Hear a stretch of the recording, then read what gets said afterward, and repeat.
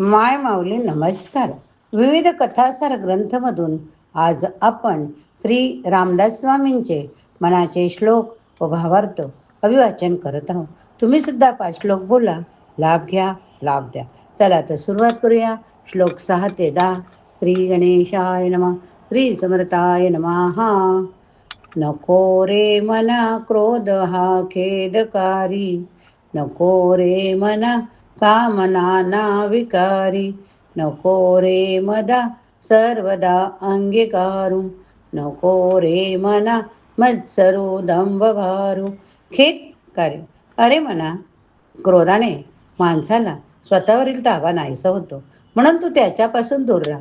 कामवासना माणसामध्ये नाना द्वेष रोग निर्माण करते, म्हणून तिच्या अधीन होऊ नकोस. त्याचप्रमाणे कोणाला द्वेष करू नकोस, शिवाय मोठे ढोंग कधी करू नकोस. श्री समर्थांनी या श्लोकात काम, क्रोध, लोभ, मत्सर, दंभ 5 विकार टाळावे असे सांगितले. मानवी जीवनात या विकारांना व्यवहार चालण्या इतपत स्थान आहे यात शंका नाही. उदाहरणार्थ, भक्त विरहित असेल तर कामवासनेला पूर्ण उपाशी ठेवून चालणार नाही. त्याचप्रमाणे दैनंदिन व्यवहारात दुर्जनाशी संपर्क आला असता त्याचा दुष्टपणा ओळखून पण प्रगट न करता वागावे असे श्री समर्थ सांगतात. मग या विकारापासून दूर राहा असे म्हणण्याचा हेतू काय? तो हा की प्रत्येक माणूस समूहामध्ये जीवन जगतो. प्रत्येक समूहाचे घडण असते. त्या घडणीत आपल्या वागण्याने संघर्ष उत्पन्न होणार नाही एवढाच विकारांचा वापर करणे जरूर. शिवाय विकार हे मानसिक प्रतिक्रियांचे विविध रूप. मी देह आहे या देहबुद्धीच्या भूमिकेवर त्या प्रतिक्रिया स्वाभाविक असल्याने त्यांना मर्यादित ठेवले तर त्या नुकसान करीत नाही हे खरे. परंतु भक्ताला देहबुद्धी ओलांडून आत्मबुद्धीमध्ये प्रवेश करायचा असतो. त्याचा अभ्यास चालू असता विकारांना अतिशय काळजीपूर्वक सांभाळावे लागते. कोणत्या प्रसंगी ते मर्यादेच्या बाहेर जाऊन भक्ताला खाली खेचतील याचा नियम नाही, म्हणून साधककाली त्यांचा संबंधच नसावा हे बरे. प्रत्येकाने माणसामध्ये एखादाच विकार प्रबळ असतो. प्रत्येक माणसामध्ये एखादा विकार प्रबळ असतो. तोच त्याचा घात करतो. मनाचा क्षोभ करून अंतर्यामी अशांती निर्माण करणे हे प्रत्येक विकाराचे प्रधान कार्य असते. काही घडले तरी मनाचा क्षोभ न होणे, मन शांत राहणे हे भक्तीचे वर्म. म्हणून काम, क्रोधादी विकार भक्तीच्या आड येतात. विकारांच्या अधीन होऊन वागणे सोपे, पण त्याच्यावर स्वामित्व ठेवून त्यांना आपल्या सोयीने वापरणे हे खरे उत्तम भक्तीचे लक्षण समजावे. मना श्रेष्ठ धारिष्ठे जीवी धरावे, मना बोलणे नीच शोषित जावे, स्वये सर्वदा नम्र वाचे वदावे, मना सर्व लोकाशिते निववावे. श्लोक 7. अर्थ बघूया. मनांतर्यामी उत्तम सात्विक धैर्य धारण करावे. कोणी आपल्याला हलकी दुरुत्तरित केली तरी ती शांतपणे सोसावीत, पण स्वतः मात्र सर्वदा विनयशील वाणीने भाषण करावे. अशा रीतीने आपल्या सभोवतालच्या सर्व लोकांचा अंतरात्मा अगदी शांत करावा, संतुष्ट तृप्त करावा. भक्तीच्या साधनेचे वर्म एका शब्दात सांगायचे असेल तर गिळायला शिकावे असे सांगता येईल. किती सुंदर वाक्य बघा. काही सुख दुःख किंवा कोणी आपल्याजवळ मनातलं बोललंय तरी ते गिळायला शिका. लागलीच आपल्या वाणीतनं परत दुसऱ्या वाणीपर्यंत पोचवायचा प्रयत्न करू नका. कारण जी व्यक्ती आपल्याकडे काही सांगते ती आपल्यावर विश्वास ठेवून सांगते हे लक्षात ठेवा. भक्ताने मान गिळावा, अपमान गिळावा, यश गिळावे, अपयश गिळावे, सुख गिळावे, दुःख गिळावे, संपत्ती गिळावी, आपत्ती गिळावी, संयोग गिळावा, वियोग गिळावा. हे सर्व गिळून साधना चालू ठेवण्यास धैर्य लागते. पण श्री समर्थांनी एक विशेष पातळीचे धैर्य येथे सांगितले आहे. भक्त इतर सर्व प्रकारच्या प्रसंगांना तोंड देऊन ते गिळू शकतो, परंतु तोंडावर झालेले व्यर्थ स्तुती, निंदा गिळणे सोपे नाही. त्यातले त्यात 4 लोकात झालेले व्यर्थ पण अधम निंदा शांतपणे गिळणे फारच कठीण.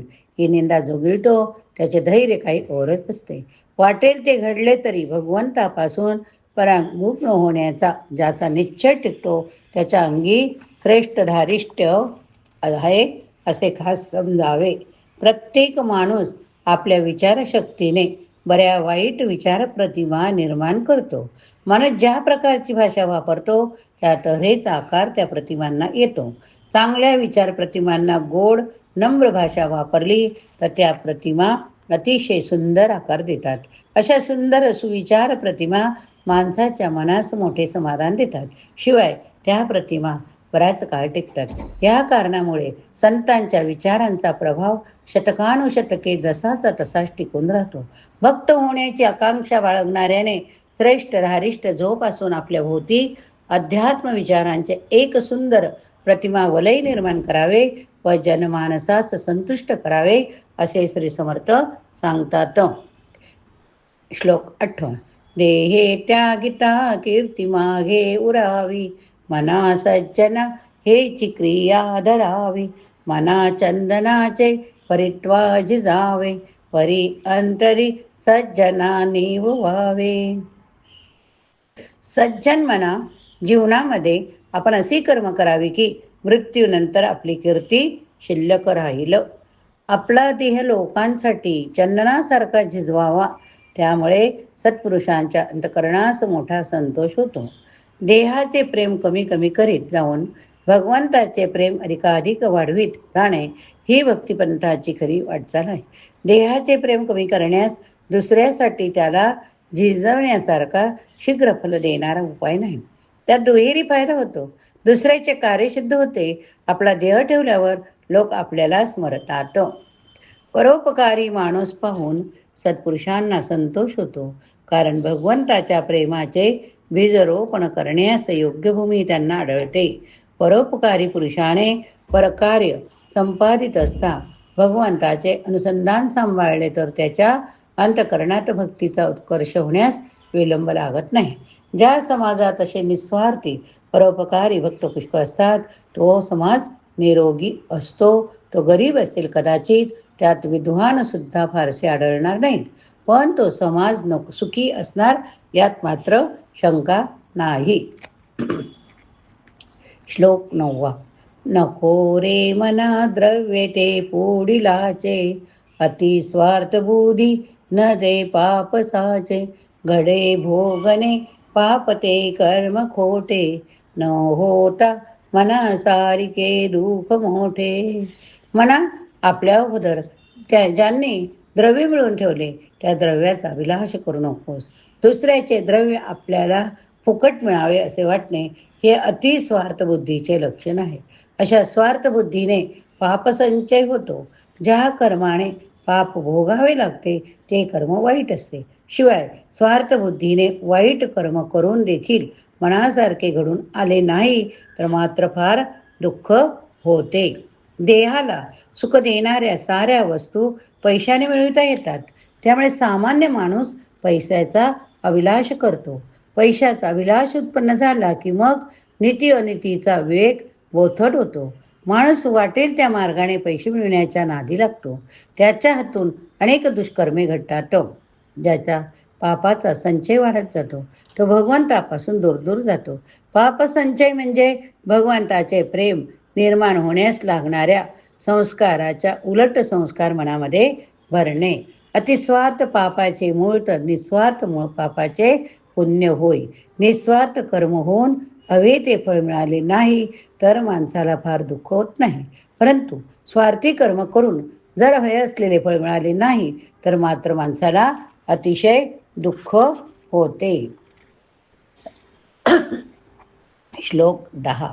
सदा सर्वदा प्रीती रामी धरावी, दुखाची स्वय स्वांडी जीवी करावी, देहे दुःख ते सुख मानित जावे, विवेके सदा स्वस्वरूपे भरावे.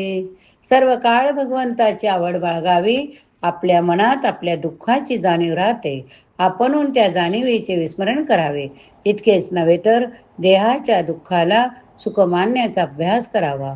नित्य अनित्य यातील भेद जाणून आपले अंतरंग भगवंताने भरण्याचा सतत अभ्यास करावा. भक्तीच्या साधनेमध्ये आयेपणाचा नाहीपणाचा अभ्यास असतो. भगवंताची आवड धरून त्याच्यावर प्रेम करायला शिकणे हा आयेपणाचा अभ्यास होय. तर देहाची नावड धरून त्याच्यावरील प्रेम करणे कमी करायला शिकणे हा नाहीपणाचा अभ्यास होय. स्मरणाने प्रेम वाढत जाते, विस्मरणाने ते घटत जाते. म्हणून भगवंताचे पुन्हा पुन्हा स्मरण ठेवण्याची सावधानता बाळगावी आणि देहाचे विस्मरण घडण्याची कला नित्य आत्मसात करावी. म्हणूनच आपण नित्य नेमाने भक्ती श्रवण करतोय, देवपूजा करतोय, देवाची माळ जपतोय. कारण सतोदित सतत सतत स्मरण केल्याने आपले विस्मरण कमी होते. प्रत्येक माणसाला जीवनात केव्हा ना केव्हा तरी देहाचे दुःख भोगावे लागते. माणसाला ते नको असते. त्याच्याकडे पाहण्याचा दृष्टिकोन जर बदलला तर त्याचा भक्ती वाढण्याकडे उपयोग होतो. समजा एखाद्याच बरेच कर्ज झाले, ते तो एकदम फेडू शकत नाही, म्हणून तो थोडे थोडे पैसे परत करतो. पैसे देत गेल्याने त्याच्या प्रपंचात अडचण पडते, त्यास दुःख होते, परंतु त्यातच कर्ज फिटत चालल्याचा आनंद त्याला होतो. त्याचप्रमाणे देह दुःख शोषित असता भक्ताला त्रास होतो हे खरे, परंतु त्या सोसण्याने देहाचे प्रेम कमी होत गेल्याचा आनंद त्यास मिळतो. मनाचा प्रवाह दृश्य वस्तूंनी भरून गेल्याने आपण आज आत्मविन्मुख झालो आहोत. मनात भरलेले वस्तुमय जगत काढीत बसण्यापेक्षा तेथे भगवंत भरण्याचा अभ्यास करावा, असे श्री समर्थ स्पष्ट सांगतात. वस्तुरूप झालेले मन भगवंताच्या स्मरणाने भगवत रूप होते, असा त्याचा अनुभव. हे स्मरण स्थिरावल्यासाठी नैतिक आचरणाची गरज असते. या ठिकाणी आपले 6 ते 10 श्लोक समाप्त झाले. उद्यापासून आपण पुढचे श्लोक बघूया. जर श्रवण केले असेल तर बोला जय जय रघुवीर समर्थ, जय जय रघुवीर समर्थ. व श्रवण केल्यानंतर प्रतिक्रियामध्ये जय जय रघुवीर समर्थ लिहायला विसरू नका.